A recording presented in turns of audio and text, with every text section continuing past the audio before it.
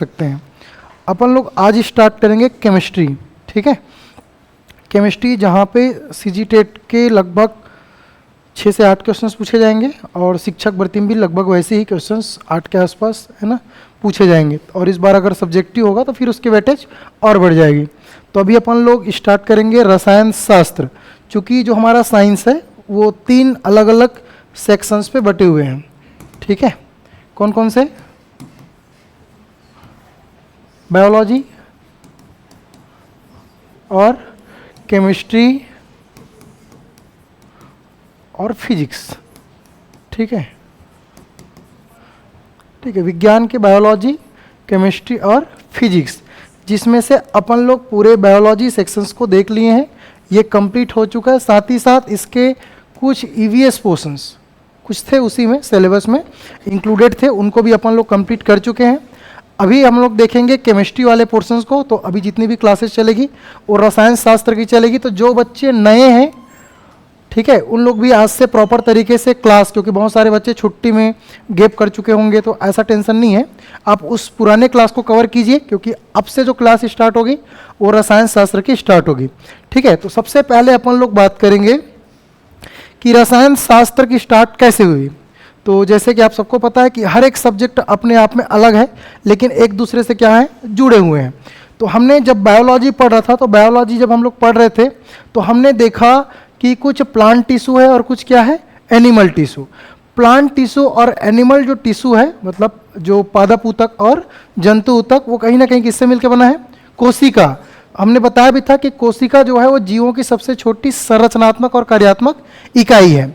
वैसे ही वहाँ पे तो ठीक है, प्लांट है और एनिमल है, कोई जीव जंतु हो गया, कोई पेड़ पौधे हो गए, लेकिन बाकी पदार्थ के बारे में क्या, जैसे कि मोबाइल फ़ोन है, रिमोट है, आपके पेन कॉपी है, बाकी सबके सब तो भी पदार्थ है ना। तो इनकी क्या, ठीक है, आपने बोला कि एनिमल टिश्यू, उसके लिए कोई स्पेशल कोशिका है। प्लांट के बारे में जब हमने पूरी तरीके से पढ़ा बॉटनी में, तब हमने देखा कि उसके लिए भी कुछ ना कुछ टिश्यूज़ हैं या फिर सेल्स हैं।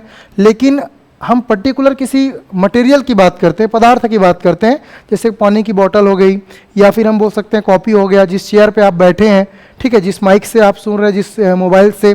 तो जितनी भी चीज़ें बनी, ये किस चीज़ की बनी हुई हैं। तो इस पर जब एक्सपेरिमेंट हुआ तो धीरे धीरे ये समझ आया कि इनके लिए भी कुछ ना कुछ एकदम मिनिमम एक अमाउंट है, यूनिट है, जिसको आगे चल के परमाणु नाम दिया गया। क्या नाम दिया गया? परमाणु। मतलब जैसे कि हमने बायोलॉजी में पढ़ा था कि जीवों की सबसे छोटी संरचनात्मक और कार्यात्मक इकाई क्या है, कोशिका। वैसे हर एक पदार्थ, जितने भी पदार्थ आपके सामने दिखाई दे रहे हैं, वो किस चीज़ से मिलकर बने हैं, परमाणु। हालांकि इसके बारे में सबसे पहले महर्षि कणाद जी ने ऑलरेडी पहले ही बोल दिया था। महर्षि कणाद मतलब बहुत पहले की बात, ऋषि मुनि थे, है ना, वो मतलब बहुत पहले की बात है। तो उन्होंने पहले ही अनाउंसमेंट कर दिया था कि जो संसार बनी हुई हैं, वो संसार किसकी बनी हुई है, परमाणु की बनी हुई है। और यही शाश्वत और अविनाशी है बोला। अब इसका मतलब क्या है, शाश्वत और अविनाशी? तो अविनाशी हम उसको बोलते हैं जिसका विनाश नहीं हो सकता। मतलब अगर उसको कितना भी काट लें, कितना भी तोड़ लें, कितने भी फोड़ लें, सबसे आखिरी में जो मटेरियल मिलेगा होगा कौन सा, परमाणु। तो इसको हमने क्या बोला, अविनाशी कण बोला। क्या बोला? अविनाशी कण। दूसरी तरफ महर्षि कणाद ने पहले अनाउंसमेंट कर दिया कि ये शाश्वत है। शाश्वत मतलब सत्य है ना, उसको आप झुठला नहीं सकते। तो उनका अनाउंसमेंट, वो कोई वैज्ञानिक नहीं थे ना, वो महर्षि थे, ऋषि मुनि थे, लेकिन वो पहले ही अनाउंसमेंट कर दिया कि ये शाश्वत और अविनाशी है। मतलब वो परमाणु को ही सर्वोच्च बताया। और यहाँ तक कि जब वो उसकी मृत्यु हुई तो वो ऑलरेडी परमाणु परमाणु परमाणु कहते हुए, है ना, वो स्वर्गवास हो गए, ठीक है। मतलब उसका जब देहांत भी हुआ तो अंतिम शब्द जो उनके मुंह से निकला वो क्या निकला, परमाणु निकला। तो सबसे पहले परमाणु के बारे में किसने बताया, अगर ये पूछा जाएगा तो क्या बोलेंगे, महर्षि कणाद। लेकिन वो कोई वैज्ञानिक नहीं थे, वो तो ऋषि मुनि थे ना। लेकिन आगे चल के धीरे धीरे एक्सपेरिमेंट हुआ, क्या ऋषि जो महर्षि कणाद जी ने जो बोला है क्या वो सही है कि गलत है। तो धीरे धीरे एक्सपेरिमेंट जब हुआ तब एक नाम आया, और वो नाम थे डाल्टन साहब का। किसका नाम था? डाल्टन। तो डाल्टन साहब ने ये बोला कि जितनी भी चीज़ें आप देख रहे हैं, जितनी भी चीज़ें आप महसूस कर रहे हैं, छू रहे हैं, वो सब किससे मिलके बना है, परमाणु से, ठीक है। एक सेकंड।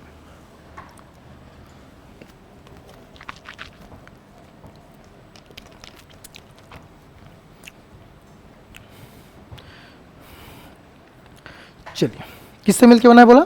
परमाणु। तो अगर आपसे पूछेगा ऐसा कौन सा वैज्ञानिक है जिसने परमाणु के बारे में पहली अवधारणाएं दी, तो वैज्ञानिक कौन है? कणाद साहब। लेकिन ऐसा कौन व्यक्ति है या ऐसा कौन है जिन्होंने पहले परमाणु के बारे में बताया, तब क्या होगा? महर्षि कणाद। तो दोनों में एकदम क्लैरिटी होना चाहिए, बहुत सारे बच्चों को कंफ्यूजन होता है। एक है महर्षि कणाद जी और दूसरे कौन है? डाल्टन साहब। ये अलग अलग व्यक्तित्व है, ठीक है। तो डाल्टन साइंटिस्ट थे, उन्होंने साइंटिफिक प्रूफ किया कि हर एक चीज किससे मिलके बना है? परमाणु से। धीरे धीरे और एक्सपेरिमेंट होते गए और एक्सपेरिमेंट होते गए और एक्सपेरिमेंट होते गया, तो परमाणु के अंदर कुछ और चीजें देखने को मिली। जैसे फॉर एग्जांपल, अगर ये क्या है? रिमोट है, इसको मैं इतना तोड़ूंगा इतना तोड़ूंगा इतना तोड़ूंगा कि आखिरी में जो मटेरियल बचेगा वो क्या है? परमाणु। लेकिन उसके अंदर भी कुछ कुछ चीजें देखने को मिल गई, जैसे कि देखने को मिला इलेक्ट्रॉन, प्रोटॉन और न्यूट्रॉन। जैसे हमने देखा था ना कोशिका, कोशिका के अंदर बहुत सारे क्या थे? कोशिका। हमने माइटोकॉन्ड्रिया पढ़ी, हमने राइबोसोम पढ़ा, हमने इंडोप्लाज्मिक रेटिकुलम पढ़ा, न्यूक्लियस पढ़ा, केंद्रक, ठीक है, लाइसोसोम पढ़ा, प्लास्टिड पढ़ा, लवक, तो बहुत सारे और कोशिकांग थे ना। लेकिन पर्टिकुलर अगर अंतःप्रद्रव्य जालिका बोलूंगा तो वो कोई संरचनात्मक और कार्यात्मक इकाई नहीं है, वो सिर्फ कोशिका के क्या है? अंग है। वैसे ही परमाणु के अंग के रूप में देखा गया क्या? इलेक्ट्रॉन, प्रोटॉन और न्यूट्रॉन। ये हर एक परमाणु में उपस्थित होता है। जितनी भी चीजें हैं, चाहे वो मोबाइल हो, चाहे टेबल कुर्सी हो, चाहे जितनी भी चीजें आपके सामने जो भी चीजें दिखाई दे रही है, उस सब में क्या है? इलेक्ट्रॉन, प्रोटॉन और न्यूट्रॉन। और इलेक्ट्रॉन, प्रोटॉन और न्यूट्रॉन से मिलकर क्या बना है? परमाणु। तो सबसे छोटा कौन होगा? परमाणु। परमाणु इसलिए छोटा क्योंकि वो कुछ कर सकता है। अगर मैं पर्टिकुलर इलेक्ट्रॉन की बात करूं तो इलेक्ट्रॉन सिर्फ चक्कर लगा सकता है और कुछ नहीं कर सकता। अगर मैं प्रोटॉन की बात करूं तो सिर्फ चीजों को खींच सकता है, खींचेगा किसको? इलेक्ट्रॉन को। और न्यूट्रॉन की बात करूं तो न्यूट्रॉन एक आवेश विहीन है, उसमें कोई चार्ज नहीं है। तो ये अगर सिंगल सिंगल बात करूं तो कोई काम का नहीं है। लेकिन अगर ये तीनों मिल जाए, अब तीनों मिल जाए तो क्या बन जाएगा? परमाणु, एटम, ठीक है। तो तीनों मिलके बन गए परमाणु। अब जब ये परमाणु बनेंगे इलेक्ट्रॉन, प्रोटॉन और न्यूट्रॉन, तो ये बहुत कुछ कर सकता है, क्योंकि यही परमाणु मिलके क्या बनता है फिर आगे चल के? पदार्थ, जिसको हम लोग तत्व बोलेंगे, यौगिक बोलेंगे, बहुत सारा चीज बोलेंगे, मिश्रण बोल सकते हैं। तो जो आप दाल खा रहे हो, चीनी खा रहे हो, सबसे छोटी इकाई कौन सी है? परमाणु। और उसके अंदर भी क्या क्या चीजें हैं? इलेक्ट्रॉन, प्रोटॉन और न्यूट्रॉन। तो सबसे पहले महर्षि कणाद ने कॉन्सेप्ट दिया, बताया, उन्होंने इन्वेस्टमेंट किया। लेकिन वैज्ञानिक रूप से किसने किया? डाल्टन। अब डाल्टन के एक्सपेरिमेंट को और खोजने की कोशिश किया गया कि सही में परमाणु किसके अंदर और कुछ मिनिमम अमाउंट है। तब जे थॉमसन साहब आए और जे थॉमसन ने क्या देखा? इलेक्ट्रॉन। क्या देखा? इलेक्ट्रॉन। फिर धीरे से और एक्सपेरिमेंट हुआ, फिर गोल्डस्टीन आए और गोल्डस्टीन ने क्या देखा? प्रोटॉन। क्या नहीं लिखा दूंगा, ठीक है, लिखने की टेंशन नहीं, बस समझो पहले है क्या चीज, उसको लिखा दूंगा, ठीक है। अब लास्ट क्या है? न्यूट्रॉन। अब ये न्यूट्रॉन ऐसे ही नहीं देखा गया, पहले इलेक्ट्रॉन देखा गया। तो इलेक्ट्रॉन घूम रहा है, ठीक है, तो घूम रहा है तो कैसे घूम रहा है? कुछ ना कुछ होगा जिसके कारण से घूम रहा है। तब पता चला कि किसके वजह से घूम रहा है? प्रोटॉन। तो इसको देखा इलेक्ट्रॉन को किसने? जे थॉमसन ने। और प्रोटॉन को किसने देखा? गोल्डस्टीन ने। अब बात आई कि परमाणु पर और एक्सपेरिमेंट हुआ, लगातार एक्सपेरिमेंट जारी था। धीरे धीरे साइंटिफिक लेवल बहुत सारे उपकरण आए। इन उपकरणों के थ्रू परमाणु के अंदर उसके केंद्र पे नाभिक देखा गया। क्या देखा गया? नाभिक। मतलब अगर ये परमाणु है तो इसका कोई ना कोई सेंटर होगा, ठीक है। और इस सेंटर को क्या नाम दिया गया? नाभिक। और ये देने वाले थे कौन? रदरफोर्ड। कौन थे? रदरफोर्ड। तो परमाणु के अंदर नाभिक की खोज किसने कर दी? रदरफोर्ड, ठीक है। डायरेक्ट फैक्चुअल है ना, पूछा जाता है एग्जाम में, ठीक है, कि इलेक्ट्रॉन की खोज किसने की, प्रोटॉन की किसने की, न्यूट्रॉन की किसने की, परमाणु खोज किसने की, ठीक है, नाभिक की खोज किसने की। तो नाभिक की खोज किसने की? रदरफोर्ड। किसके अंदर किया? परमाणु के अंदर। तो परमाणु में ही हम देख रहे हैं इलेक्ट्रॉन है, परमाणु में ही हम देख रहे हैं क्या है? प्रोटॉन। परमाणु में ही क्या है? न्यूट्रॉन। अभी न्यूट्रॉन की खोज नहीं हुई है, ठीक है, अभी सिर्फ किसकी खोज हुई है? परमाणु के अंदर इलेक्ट्रॉन, प्रोटॉन और नाभिक। इसी नाभिक पे चैडविक नाम के वैज्ञानिक थे। कौन थे? चैडविक। बोलेंगे क्या नाम था? चैडविक। ये चैडविक साहब ने एक्सपेरिमेंट जारी रखा और एक बेहतरीन चीज खोज डाली। इन्होंने देखा कि इलेक्ट्रॉन और प्रोटॉन को संयुक्त रूप से चार्जलेस करने वाला एक और मटेरियल है, उसका नाम क्या बताया उन्होंने? न्यूट्रॉन। क्या नाम बताया? न्यूट्रॉन। तो न्यूट्रॉन की खोज किसने की? चैडविक। नाभिक की खोज किसने की? रदरफोर्ड। इलेक्ट्रॉन की खोज किसने की? J Thomson. और प्रोटॉन किसने देखा? गोल्डस्टीन। तो इतनी सारी धीरे धीरे खोज जारी हुई। ये एक दिन की बात नहीं है, ये बहुत समय लगा। ठीक है, क्योंकि हमको सिलेबस जल्दी कंप्लीट करना है तो हम लोग थोड़ा स्पीड चलेंगे। ठीक है तो इतनी बातें समझ आ गई। महर्षि कणाद का पहले वक्तव्य था कि परमाणु अविनाशी और क्या है? शाश्वत। डायरेक्ट लाइन पूछ सकता है कि परमाणु अविनाशी और शाश्वत है, ये कथन किसका है? तो किसका कथन है? महर्षि कणाद का। ऐसा कौन सा वैज्ञानिक थे जिन्होंने परमाणु की संकल्पनाएं दी? तो कौन थे? डाल्टन। और अगर आपसे पूछेगा सबसे पहले परमाणु के बारे में किसने बताया, और दोनों ऑप्शन में, तो किसने बताया? महर्षि कणाद। तो इसने पहले बताया था। यही महर्षि कणाद थे जिन्होंने सार्वत्रिक गुरुत्वाकर्षण के नियम को भी बता दिया था। वो तो बाद में 200 साल बाद जाके न्यूटन साहब ने दिया। ठीक है, तो पहले ही कौन? देखो, ऋषि मुनियों की ताकत थोड़ा अलग लेवल का था। ठीक है, इन्होंने पहले ही बता दिया था कि हर एक चीज जो पृथ्वी की तरफ आकर्षित हो रही है उसके पीछे रीजंस क्या है? गुरुत्वाकर्षण, ग्रेविटेशन फोर्स। ठीक है, बाद में फिर न्यूटन साहब ने एक्सपेरिमेंट किया तो बहुत सालों बाद उसको पता चला कि भाई हाँ, कोई फोर्स है जिसका नाम क्या है? गुरुत्वाकर्षण बल। तो इन्होंने डाल्टन से पहले ही बता दिया था कि हर एक चीज किससे मिलकर बनी है? परमाणु से। ठीक है, तो इतनी बातें समझ आ गई। आगे समझते हैं। अब इस परमाणु को और तरीके से जूम करके देखा गया, तब इसमें कुछ छोटी छोटी कक्षाएं दिखाई दी। ये गोलाकार थी। कैसी थी? गोलाकार। क्या है ये? कक्षा। अंग्रेजी में बोलते हैं ऑर्बिट। क्या बोलते हैं? ऑर्बिट। लिखवाऊंगा, टेंशन मत, पहले समझ लो। परमाणु पे एक्सपेरिमेंट जारी था, तो जब जारी था तो इसमें छोटे छोटे गोलाकार सर्कल्स दिखाई दिए, इसको बोला दिया गया ऑर्बिट है। क्या है? ऑर्बिट। अब इस ऑर्बिट को, इस कक्षा को अलग अलग नाम दिया गया। जैसे कि ये वाला था, इसको के बोल दिया। ये वाला था, इसको क्या बोला? एल। इसको बोल दिया एम। इसको बोल दिया एन। आप लोग भी स्कूल में पढ़े हो तो स्कूल में अलग अलग कक्षा था। महाराणा प्रताप कक्ष, रानी झांसी की बाई कक्ष, ऐसा था ना, अलग अलग शिवाजी कक्ष। तो वैसे ही वैज्ञानिक लोग इसको अलग अलग कक्ष के नाम से दिया। बोर नाम क्या था इसका? बोर। वैज्ञानिक का नाम क्या नाम था? बोर। ये बोर ने ही कक्षा की अवधारणाएं दी और बताया कि इसी ऑर्बिट के अंदर इलेक्ट्रॉन क्या कर रहे हैं? घूम रहे हैं। इधर उधर नहीं घूम रहे हैं। तो कहाँ घूम रहे हैं? कक्षा में। कक्षक नहीं, कक्षा। कहाँ घूम रहे हैं? कक्षा में। ये लो, ऐसे ऐसे गोल मटोल ये घूम रहा है। कौन? इलेक्ट्रॉन। तो क्या इलेक्ट्रॉन नाभिक में है क्या? नहीं। तो इलेक्ट्रॉन कहाँ है निज निवास?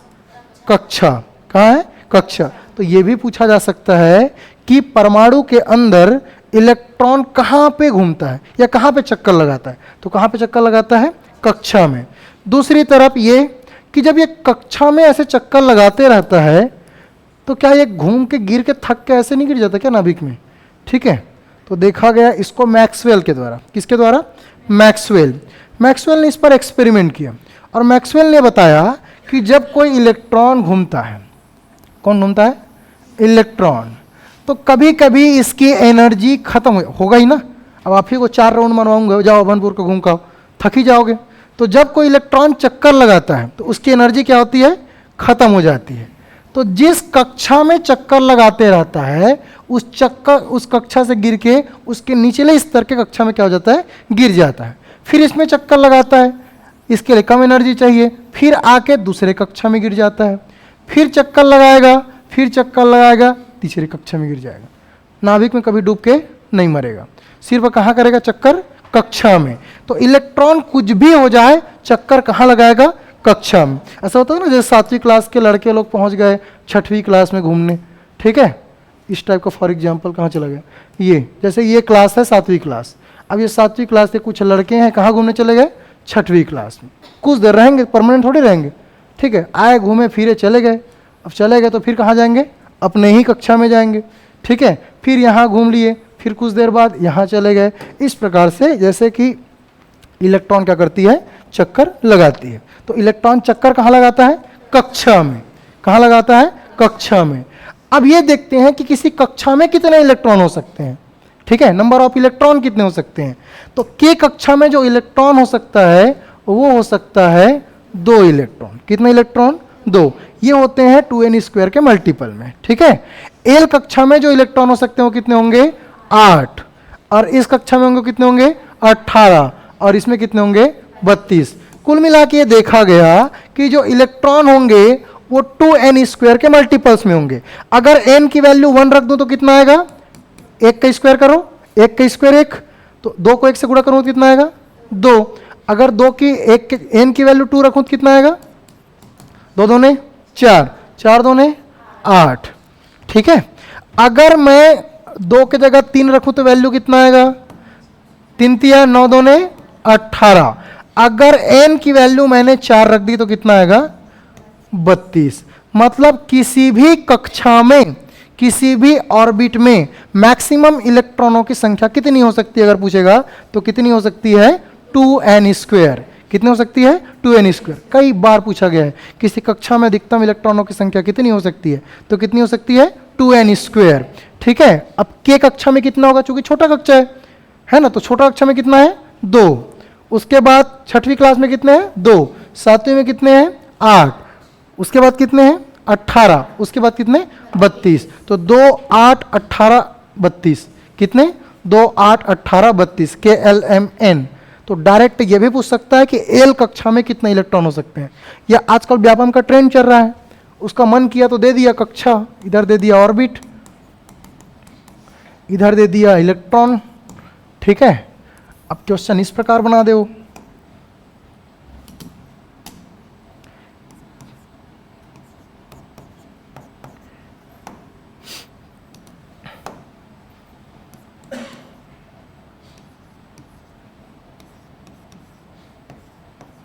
ये लो, ठीक है, इस प्रकार से बना देगा। मैच द कॉलम करके दे दिया, कूट वाले बना दिए, वो जैसा बनाना चाहेगा बना सकता है। तो हमको क्लियर है कि के कक्षा में कितने इलेक्ट्रॉन?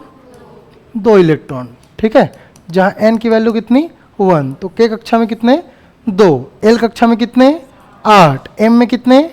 18। और n में कितने? 32। तो इस प्रकार से आपके कॉन्सेप्ट क्लियर होने चाहिए। ठीक है, तो कक्षा में कौन घूम रहा है? इलेक्ट्रॉन। ठीक है, अब ये टोटल कहाँ घूम रहा है एक्चुअल में देखा जाए तो? परमाणु है ना, परमाणु के अंदर ही तो क्या है? इलेक्ट्रॉन है। अब हमने देखा कि ये परमाणु है और परमाणु के अंदर इलेक्ट्रॉन है।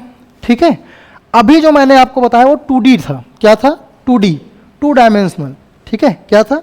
2D। ये जो देता है ना, ये घूम रहा है, ये 2D था। इसको अगर 3D बनाया जाए तो इस प्रकार से आपको दिखाई देगा। ठीक है, 3D में आपको इस प्रकार से आपको दिखाई प्रतीत देंगे। अब यहाँ पे तो नहीं बता सकता, फिर आप डायग्राम के माध्यम से देखो कि अगर उसको हम लोग 3D में देखेंगे, 3 डायमेंशनल में देखेंगे तो इस प्रकार से वो चीज़ें दिखाई देंगी। लेकिन 2D में हमने देख लिया। अब 2D में हमने देखा तो हमको ये समझ आया कि हर एक चीज़ किससे मिलकर बनी? परमाणु। परमाणु के अंदर छोटा सा क्या केंद्र में? नाभिक। नाभिक की खोज किसने की? रदरफोर्ड। किसने की? रदरफोर्ड। परमाणु खोज किसने की?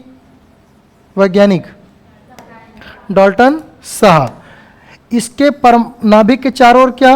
गोलाकार कक्षा। क्या? कक्षा। और इस कक्षा में कौन रहते हैं? इलेक्ट्रॉन। कौन रहते हैं? इलेक्ट्रॉन। चलिए, के कक्षा में कितने इलेक्ट्रॉन? 2। एल कक्षा में कितने? 1, 2, 3, 4, 5, 6, 7 और 8। के एल एम में कितने? 2, 3, 4, 5, 6, 7, 8, 9, 10, 11, 12, 13, 15, 16, 17, 18। ठीक है, फिर लास्ट क्लास में कितने? ठीक है, कितने? 32। तो इस प्रकार से हर एक कक्षा में क्या भरे हुए हैं? इलेक्ट्रॉन भरे हुए हैं। ठीक है, लेकिन इलेक्ट्रॉन घूम रहे हैं तो घूम किसके कारण से रहे हैं? पूरे परमाणु को देखा गया, परमाणु के केंद्र में पाया जाता है प्रोटॉन। क्या पाया जाता है? प्रोटॉन। ठीक है, परमाणु केंद्र में क्या? प्रोटॉन। वो होता है धनावेश। कैसा होता है? धनावेश। और इलेक्ट्रॉन की प्रकृति कैसी है? ऋणावेश। अब चूंकि प्लस है तो माइनस को क्या कर रहा है? खींच रहा है, अट्रैक्ट कर रहा है, जिसके कारण से वो क्या कर रहा है? घूम रहा है। ठीक है, अब इसी परमाणु के अंदर नाभिक में एक और चीज की खोज हो चुकी है, इसका क्या नाम है? न्यूट्रॉन। न्यूट्रॉन की खोज किसने की थी? चैडविक साहब। इलेक्ट्रॉन का जे थॉमसन, प्रोटॉन का गोल्डस्टीन और न्यूट्रॉन का चैडविक। नाभिक की खोज किसने की? रदरफोर्ड। ठीक है, तो इतनी बातें हमने देखा।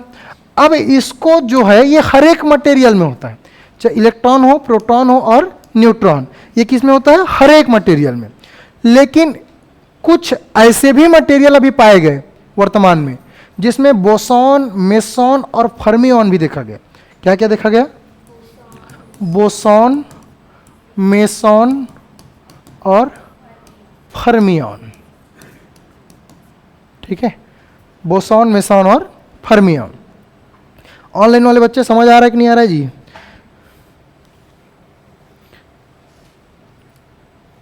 कैसे हो भाई तुम लोग? अता पता नहीं है। ठीक है,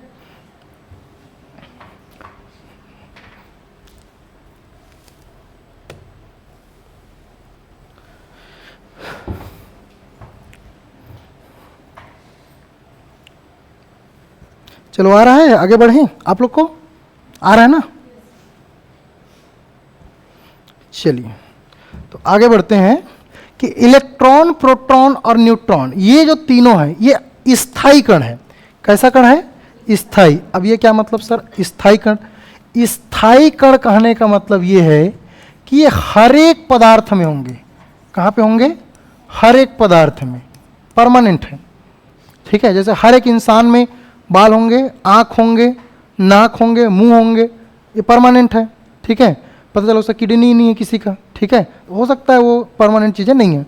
तो ये स्थायी कण अगर बोला जाए तो क्या क्या है? इलेक्ट्रॉन, प्रोटॉन और न्यूट्रॉन। ये हर एक पदार्थ में क्या होंगे? होंगे। चाहे मोबाइल में हो, चाहे पेपर में हो, चाहे इस रिमोट में हो, चाहे आपके कॉपी पुस्तक है ना, जिसमें जितनी टेबल लेवल सब में होंगे। तो इसको क्या बोल दिया? स्थायी कण। क्या बोल दिया? स्थायी कण। दूसरी तरफ ये देखा गया कि कुछ वस्तु ऐसे भी हैं, कुछ पदार्थ ऐसे भी हैं जिसमें कुछ एक्स्ट्रा चीज़ें देखने को मिली। वो क्या था? बोसॉन, मेसॉन और फर्मियन। इन कणों को, इन पार्टिकल्स को बोला गया अस्थायी कण। क्या बोला गया? अस्थायी कण। तो स्थायी कण मतलब सब जगह रहेगा, और अस्थायी कण मतलब कुछ ही वस्तु में हो सकते हैं। जैसे कि चॉकलेट में हुआ, ठीक है, और स्ट्रॉबेरी में नहीं है। ठीक है, तो आइसक्रीम में है या किसी फ्रूट्स में नहीं है, फॉर एग्जाम्पल। ठीक है, तो इलेक्ट्रॉन, प्रोटॉन और क्या है? न्यूट्रॉन एक स्थायी कण है, जबकि बोसॉन, मेसॉन और फर्मियन क्या है? अस्थायी कण। यह भी पूछा जा चुका है कि इनमें से कौन सा स्थायी कण नहीं है। तो ये चौथा ऑप्शन अच्छा बनेगा ना, इलेक्ट्रॉन, प्रोटॉन, न्यूट्रॉन, फिर चौथा ऑप्शन अच्छा बनेगा। इलेक्ट्रॉन जो कि कक्षा में घूमता है। कहाँ घूमता है? कक्षा में। और नाभिक में कौन कौन चीजें हैं? प्रोटॉन और न्यूट्रॉन। प्रोटॉन और न्यूट्रॉन को संयुक्त रूप से न्यूक्लियंस बोलते हैं। क्या बोलते हैं? न्यूक्लियंस। तो इन दोनों को बोलते हैं न्यूक्लियंस। क्या बोलते हैं? न्यूक्लियंस। किसको किसको? प्रोटॉन और न्यूट्रॉन को। तो प्रोटॉन और न्यूट्रॉन को क्या बोलेंगे? न्यूक्लियंस। चूंकि पूरी चीजें डिसाइड हो रही है परमाणु से। किससे डिसाइड हो रही है? परमाणु से। और परमाणु के नाभिक में क्या है? प्रोटॉन। और जितने प्रोटॉन्स परमाणु के अंदर होंगे उतने ही चक्कर लगाने वाले क्या होंगे? इलेक्ट्रॉन होंगे। तो जो आगे हम लोग परमाणु क्रमांक पढ़ेंगे भी, ठीक है, वो आगे क्लास में होगी। तो परमाणु क्रमांक होंगे वो डिसाइड होगा प्रोटॉन्स को देख के। किसको देख के? प्रोटॉन्स। तो जितने प्रोटॉन्स होंगे उतने क्या होंगे?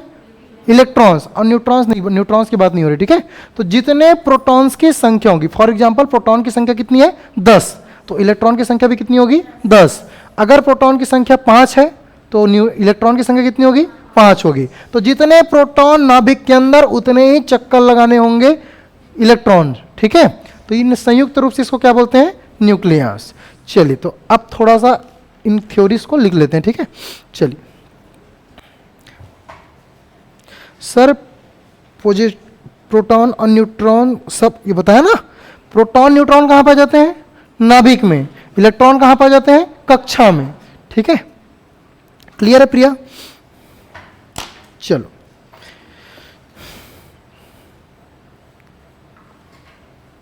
महर्षि कणाद का परमाणु सिद्धांत यह बताता है कि, नोट्स बनाओ, ठीक है, अलग से नोट्स आपको नहीं मिलेगा, ठीक है। तो कोशिश करो कि क्लास में ही आपके, ठीक है, आँख, कान, हाथ और दिमाग, ये चारों चीज़ें चलनी चाहिए, ठीक है। महर्षि कणाद का परमाणु सिद्धांत यह बताता है कि किसी भी पदार्थ को बार बार विभाजित करने पर, किसी भी पदार्थ को, अच्छा पॉजिट्रॉन और न्यूट्रिनो इसको बताऊंगा, ठीक है।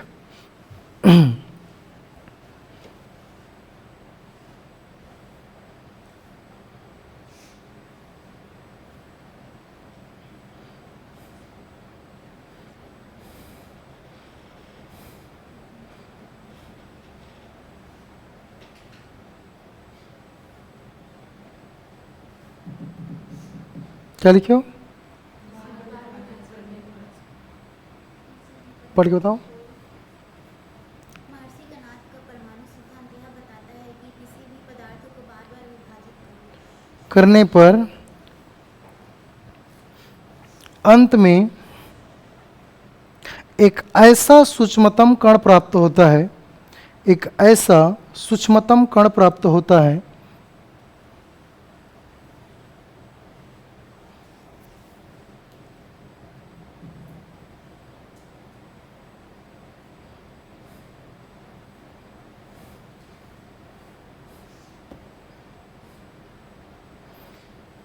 महर्षि कणाद का परमाणु सिद्धांत यह बताता है कि किसी भी पदार्थ को बार बार विभाजित करने पर अंत में एक ऐसा सूक्ष्मतम अविभाजित कण प्राप्त होता है, सूक्ष्मतम अविभाजित कण प्राप्त होता है, जिसे परमाणु कहते हैं। जिसे क्या कहते हैं, परमाणु कहते हैं। ये प्राचीन काल की बात हो गई, जिसमें महर्षि कणाद साहब ने अपने कॉन्सेप्ट दिए थे।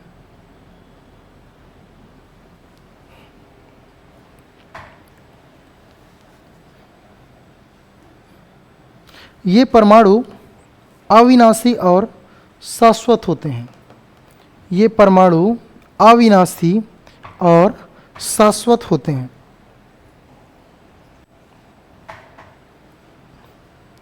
अविनाशी और क्या होते हैं, शाश्वत। सेकेंड लाइन, 1804 में जॉन डाल्टन का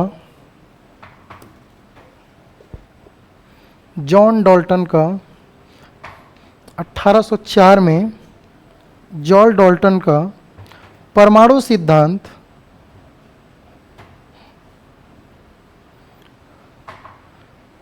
आप पेन कॉपी नहीं लाए क्या, ऐसा फंस रहे, अच्छा तो कोई पेज दे देंगे ना, किसी से पेज ले लीजिए। हाँ अच्छा अच्छा ठीक। जॉन डाल्टन का क्या लिखे हो, परमाणु सिद्धांत क्या लिखे हो, पढ़ो। हाँ, जिसके अनुसार परमाणु अविभाज्य कण है। परमाणु क्या है, अविभाज्य कण है। अविभाज्य कहने का मतलब इसका विभाजन नहीं हो सकता, तो ये क्या है, अविभाज्य कण है।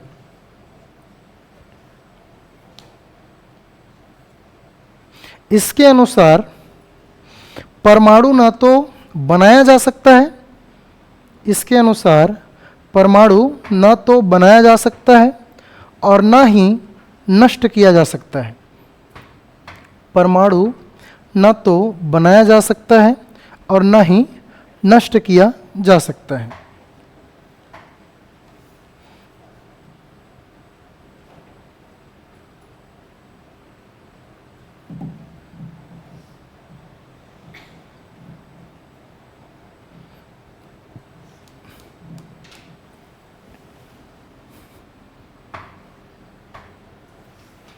ठीक है, अगली लाइन, परमाणु के अंदर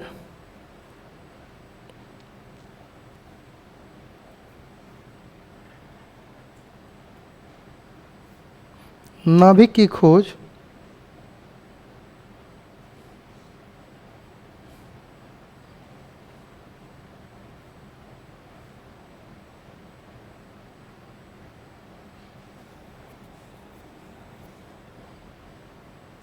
1911 में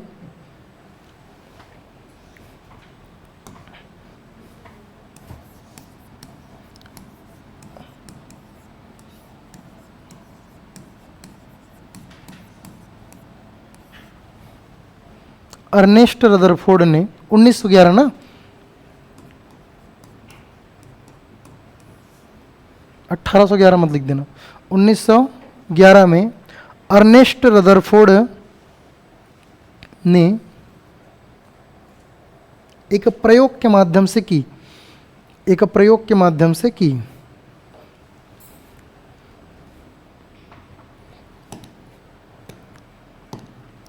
प्रयोग क्या एक्सपेरिमेंट किया,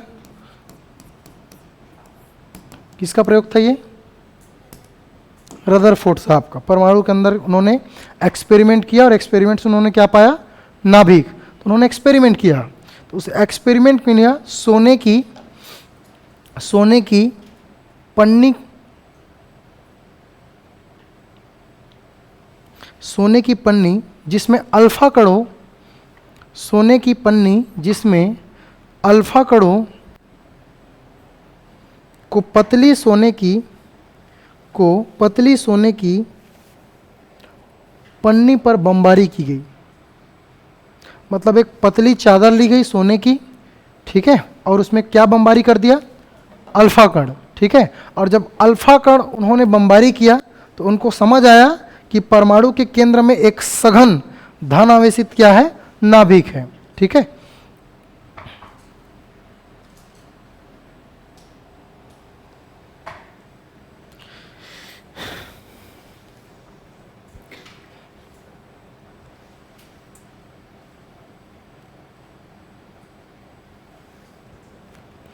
सर टीईटी के बाद आएगा क्या? क्या चीज़ टीईटी के बाद आएगा?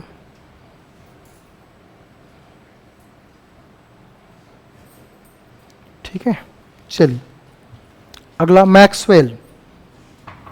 मैक्सवेल मैक्सवेल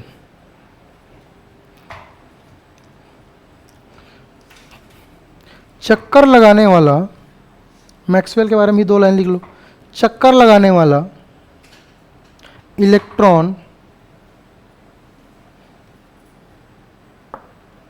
चक्कर लगाने वाला इलेक्ट्रॉन ऊर्जा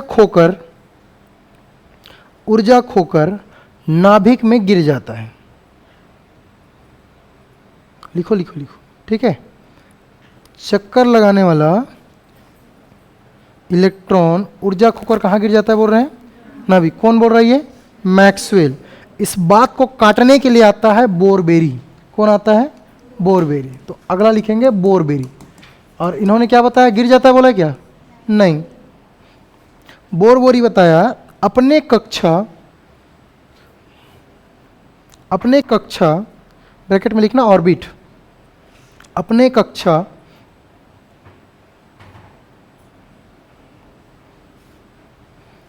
कक्षा में चक्कर लगाने पर ऊर्जा नहीं खोता।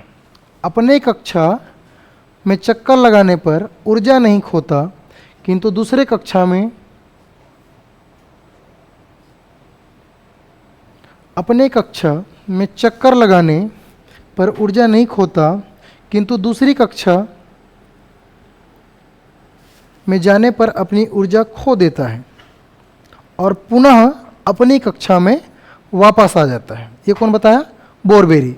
तो मैक्सवेल ये बोल रहा है कि घूम रहा है, फिर रहा है धीरे धीरे, और जा कहाँ गिर जा रहा है बोल रहे हैं? नाभिक में, ठीक है। घूमने के बाद गिर कहाँ जा रहा है? नाभिक में। लेकिन ऐसा नहीं है बोलते हैं, बोरबेरी बताते हैं कि ये अपनी कक्षा में तो घूमता है, तब तक इसकी एनर्जी जितनी है उतनी ही रहेगी, है ना। लेकिन अपने दूसरे कक्षा में अगर चला गया तो उसकी एनर्जी क्या हो जाती है? कम हो जाती है। और जब एनर्जी कम होती है तो वापस क्या करता है? एनर्जी प्राप्त करने के लिए अपनी कक्षा में पुनः लौट जाता है। इस कॉन्सेप्ट को किसने दिया? बोरबेरी, ठीक है।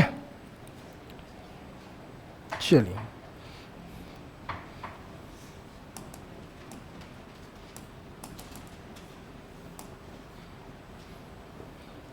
अगला, परमाणु के अंदर 3 सूक्ष्मतम कण पाए जाते हैं? इलेक्ट्रॉन, प्रोटॉन और न्यूट्रॉन। परमाणु के अंदर 3 सूक्ष्मतम कण पाए जाते हैं, इलेक्ट्रॉन, प्रोटॉन और न्यूट्रॉन।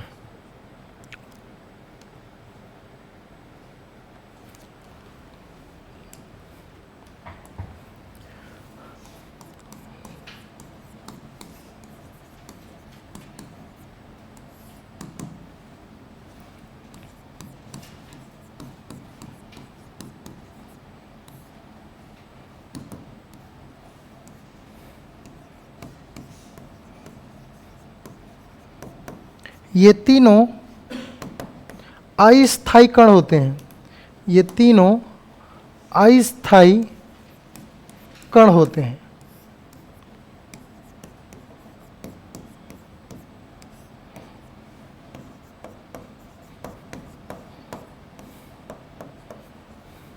अस्थायी कण होते हैं। पहला इलेक्ट्रॉन। इलेक्ट्रॉन की खोज किसने की? J Thomson. ठीक है, हाँ सॉरी स्थायी कण, ठीक है, जे थॉमसन। तुरंत बताना चाहिए ना, ठीक है, उसको शायद तक मैं डबल भी रिपीट किया क्या? ठीक है, जे थॉमसन। स्थायी कण, ठीक है, ये तीनों क्या है? स्थायी कण। इलेक्ट्रॉन, प्रोटॉन, न्यूट्रॉन क्या है? स्थायी कण। एक्चुअली लिख रहा था, ठीक है। अब ये पहला है इलेक्ट्रॉन। इलेक्ट्रॉन की खोज किसने की? J Thomson. एक्सपेरिमेंट क्या किया, मतलब कैसे मिला इसको, है ना, इलेक्ट्रॉन, इसको देखते हैं। तो परमाणु के अंदर एक स्थायी कण मिला उसको, इलेक्ट्रॉन, इसकी खोज कैसे हुई? तो इन्होंने जो एक्सपेरिमेंट किया वो एक्सपेरिमेंट बहुत अच्छा था। इन्होंने क्या किया, एक कैथोड किरण वाला बॉक्स लिया। कैथोड किरण वाला बॉक्स लेने पर उन्होंने ये देखा कि कुछ जो पार्टिकल्स हैं उसको जो एनोड है वो अपनी ओर क्या कर रहा है? खींच रहा है, ठीक है। फिर उस पर इन्होंने देखा कि भाई ये खींचने वाला है तो ये प्लस होगा, और जो चीज़ खिंचा रहा हो क्या होगा? माइनस होगा। तो उन्होंने क्या नाम दे दिया उसका? इलेक्ट्रॉन। लिखेंगे कैथोड किरणों, कैथोड किरणों, कैथोड किरणों के प्रयोग के माध्यम से, कैथोड किरणों के प्रयोग के माध्यम से जहां उन्होंने पाया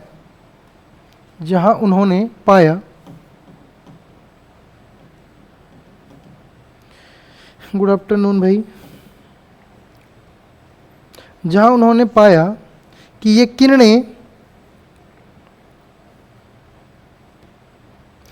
किरणें ऋणात्मक रूप से आवेशित कणों, ऋणात्मक रूप से आवेशित कणों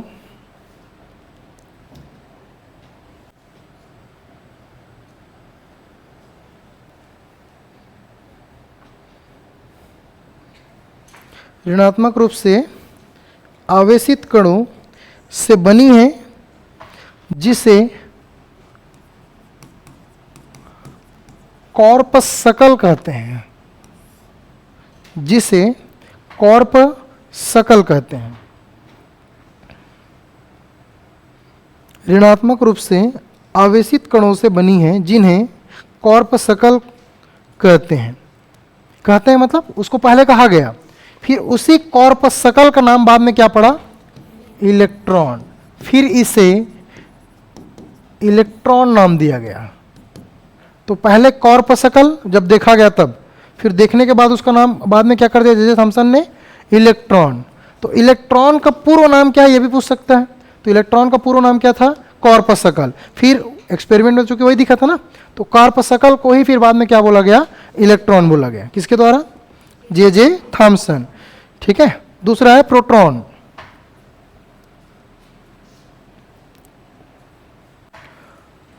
प्रोटॉन की खोज किसने की भाई? गोल्डस्टीन। किसने की? गोल्डस्टीन। अब इसका एक्सपेरिमेंट जुड़ा है रदरफोर्ड से। जब रदरफोर्ड नाभिक की खोज कर रहे थे तो जो सोने की पन्नी वाला अल्फा कण का बौछार किया था, ठीक है, बमबारी, तो उतना ही टाइम उसको क्या मिला? नाभिक।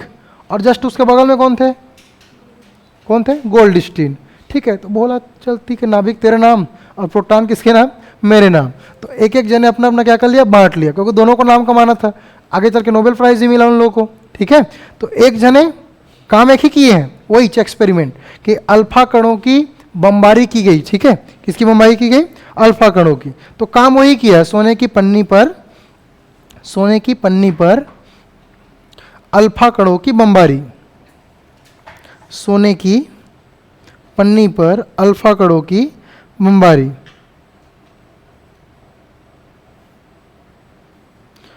उन्होंने पाया कि हाइड्रोजन के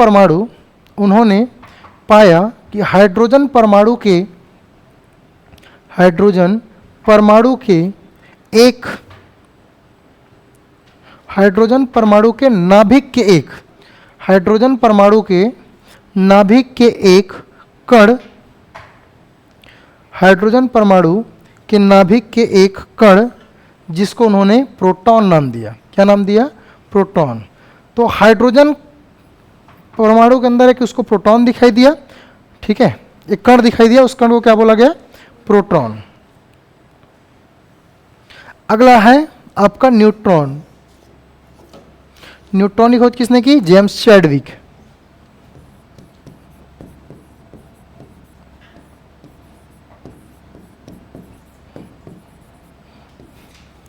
जेम्स चैडविक।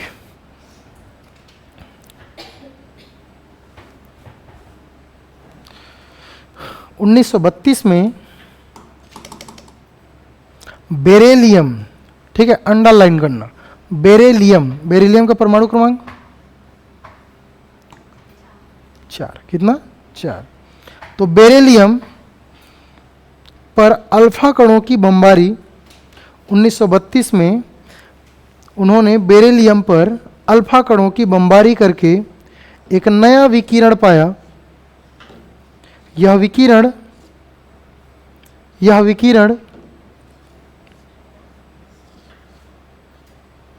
द्रव्यमान में भारी था,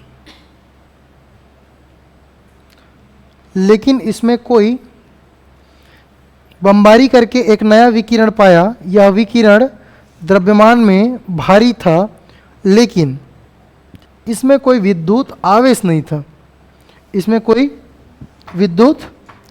नहीं था, जिसे न्यूट्रॉन नाम दिया गया।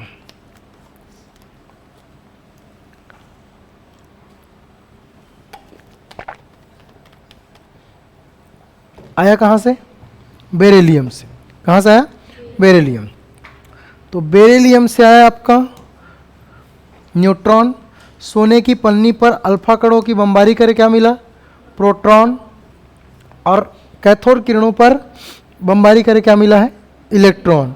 ठीक है, तो इतनी एकदम एक एक लाइन बस याद रखना है। कैथोड किरण से क्या मिला, इलेक्ट्रॉन।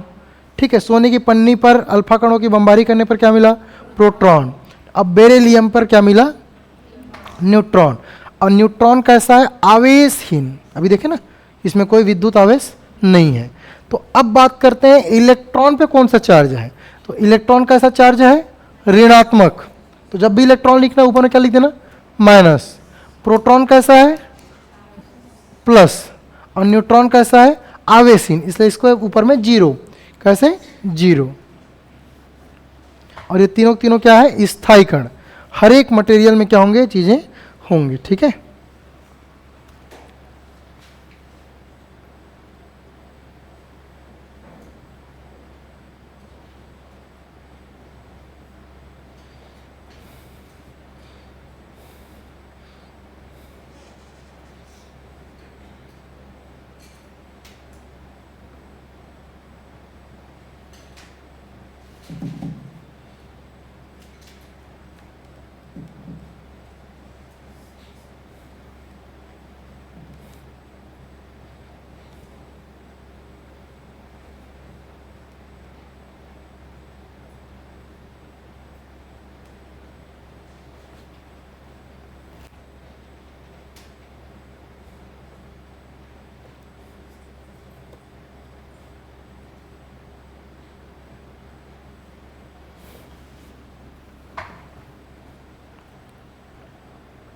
ठीक है, चलिए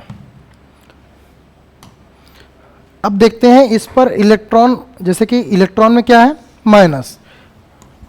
प्रोटॉन क्या है, प्लस, और न्यूट्रॉन क्या है, आवेशीन। क्या है, आवेशीन। तो जब इलेक्ट्रॉन, प्रोटॉन और न्यूट्रॉन पे आवेश है, मतलब कुछ ना कुछ इसके द्रव्यमान होंगे। ठीक है, तो जब द्रव्यमान देखा गया तो कितना कितना देखा गया, तो इलेक्ट्रॉन का जो द्रव्यमान देखा गया वो देखा गया 9.1 इंटू, लिखते जाओ, 10 के पावर माइनस 31 kg।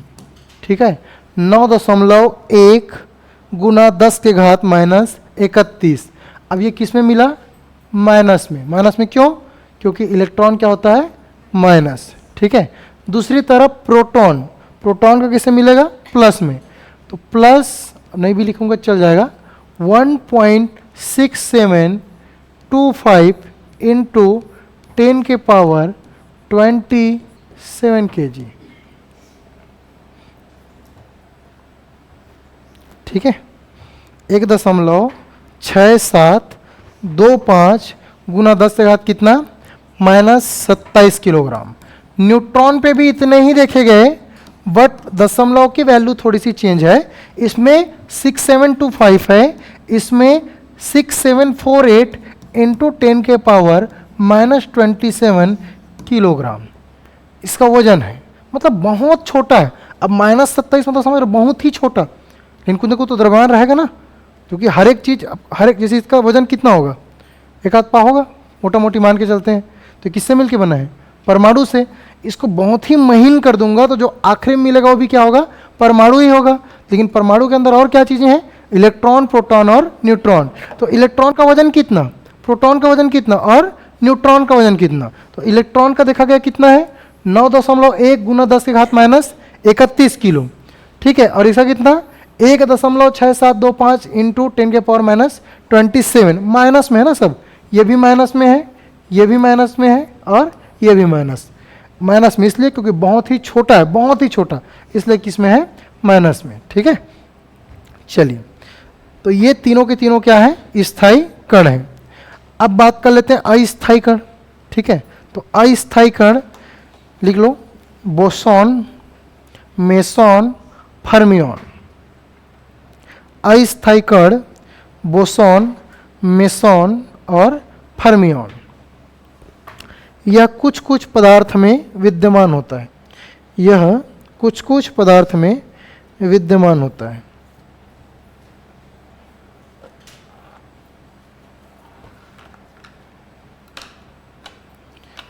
कुछ कुछ पदार्थ में क्या होता है, विद्यमान होता है। ठीक है,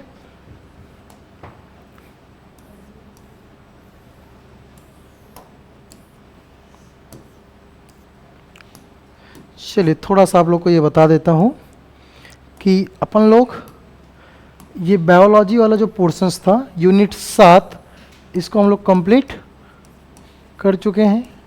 ठीक है, अभी जो हम लोग पढ़ रहे हैं वो यूनिट 8, यूनिट 9 और यूनिट 10 को छोड़ के, क्योंकि 8, 9, 10 क्या है, फिजिक्स से है।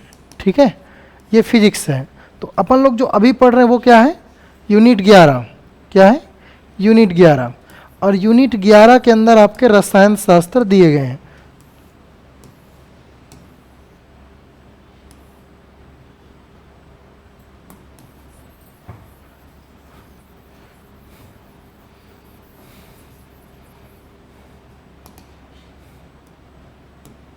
ये यूनिट 11, और इस यूनिट 11 के अंतर्गत हम जो पढ़ रहे हैं अभी पदार्थ की संरचना, सबसे पहला यूनिट। ठीक है, और इसी पदार्थ की संरचना ही तो पढ़ रहे हैं ना, कि हर एक पदार्थ किससे मिलकर बना है, परमाणु।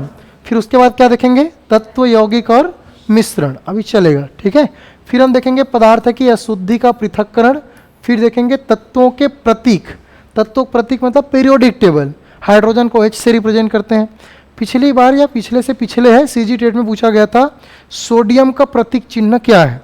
किसका प्रतीक चिन्ह पूछा था, सोडियम, ऑप्शन A S। ठीक है, तो बहुत सारे बच्चे एस करके आ गए थे। ठीक है, जल्दी में होता क्या है, Na। ठीक है, यौगिकों के रासायनिक सूत्र, रासायनिक समीकरण, परमाणु एवं अणु, धातु, अधातु। ठीक है, इतने ही। कुछ स्पेशल टॉपिक एड ऑन किए हैं जो कि बच्चों से छूट जाते हैं।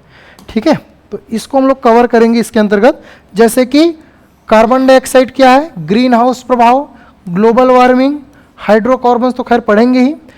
तो ये ग्रीन हाउस प्रभाव और ग्लोबल वार्मिंग, ये दोनों चैप्टर किस में इंक्लूड किया गया है?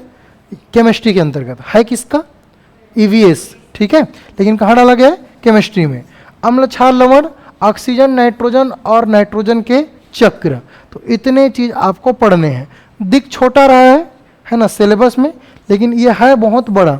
मतलब लगभग आपके मिनिमम कम से कम 35 से 40 क्लास लगेंगे, अच्छे से करेंगे, ठीक है।